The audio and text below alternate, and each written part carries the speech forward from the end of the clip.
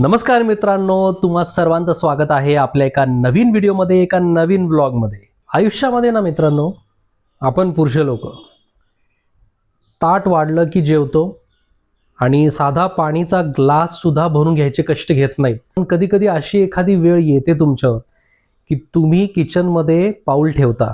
वडिलांना थँक्यू म्हणायचंय की आज त्यांनी ब्रंचसाठी, म्हणजे आत्ता संध्याकाळचे 5:30 वाजलेत आणि आमचं जेवण आणि नाश्ता एकत्रच म्हणायला हरकत नाही। त्यासाठीच मी म्हणतो की आज ब्रंच ब्रेक घेतलाय मी कामातून। आणि सांगायचं म्हणजे वडिलांना आवड निर्माण झाली आहे स्वयंपाकामध्ये। त्यांनी काहीतरी एक स्पेशल वेगळी अशी डिश बनवलेली आहे, घमघमाट सुटलाय घरात मस्तपैकी। ह्याचं कारण मेन हे आहे की आई गेली आहे माझ्या बहिणीकडे एक 2-3 दिवसासाठी। त्याच्यामुळं आणि नेहमी बाहेरून मागून खायचं कधी कधी तेही बोर होतं।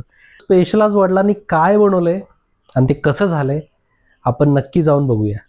तर चला मित्रांनो, हे बघा मित्रांनो, तर असा काहीसा आपला नाश्ता म्हणा, जेवण म्हणा, रेडी झालेलं आहे। तर हे बनवलं कसं आहे ते मी थोडक्यात तुम्हाला सांगतो।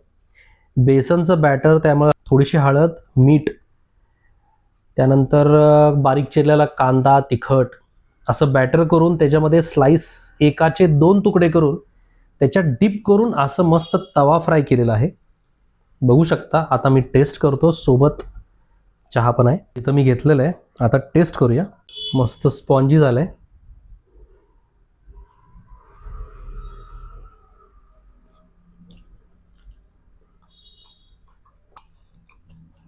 बेस्ट झालेलं आहे। टेस्टला तर एक नंबर झाले। पप्पा थँक्यू व्हेरी मच।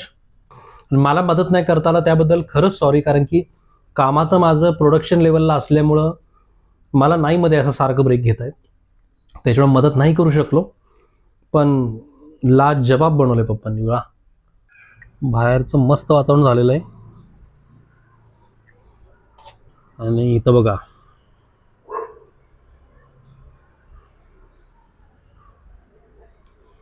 मुलं टेरेसच्या टाकीवर जाऊन मस्तपैकी पतंग उडवत आहेत। नाश्ता एकदम टामटूम झालाय। आता कामाला बसूया।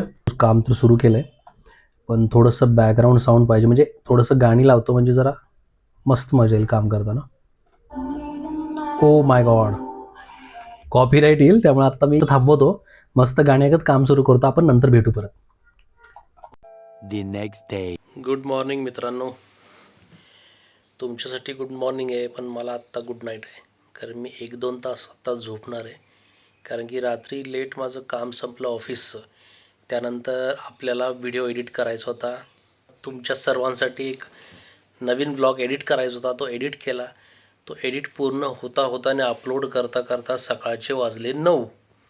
तर मी आता झोपतो 1-2 तास। गुड नाईट मित्रांनो, भेटू थोड्या वेळाने।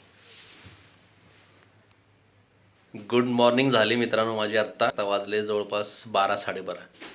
तर झोप बऱ्यापैकी झाली माझी, पण आज मला सुट्टी आहे।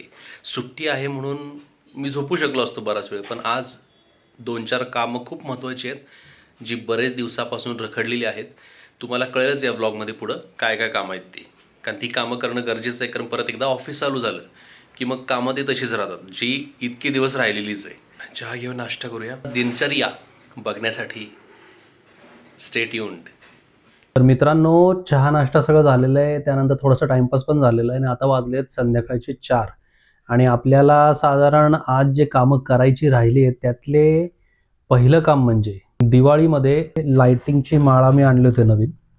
आणताना तेव्हा घरात काही गोष्टी, हे होल्डर आहे बघा, बल्ब होल्डर 1, 2, अजून एक आणले 3 आणि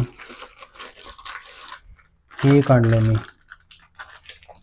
हे काय आहे, जिथं ट्यूब कनेक्शन घेतो आपण तिथं ही एक डबी असते बघा, तर हे आहे ते। तर घरातले 1-2 गोष्टी जराशे खराब झालेत, म्हणजे बऱ्याच वर्षापासून ते आहेत, त्याच्यामुळे थोडेसे खराब झालेले आहेत। आणि मला तसं इलेक्ट्रॉनिक वस्तूंमध्ये फार रस आहे आणि आवड आहे मला त्या गोष्टींची।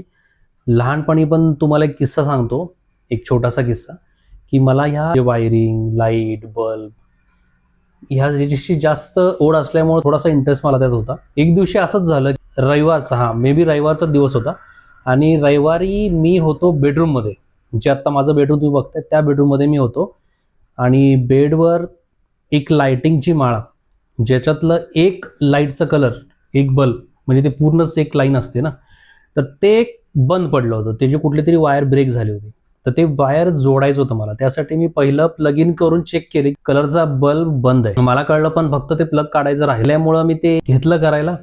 आणि नेमका रविवारचा दिवस होता आणि बाहेर आमच्याकडे पाहुणे पण आले होते. गप्पा गोष्टी चालू होत्या. अचानक तो प्लग इन जे केलं होतं मी, ते तसंच राहिलं होतं माझ्याकडून. आणि नंतर मी ती वायर जी जॉईन करायचं ते चेक करत होतो, तेवढ्यात दुसऱ्या बाजूला एक बल्बचे एक वायर सुटलेली होती काहीतरी.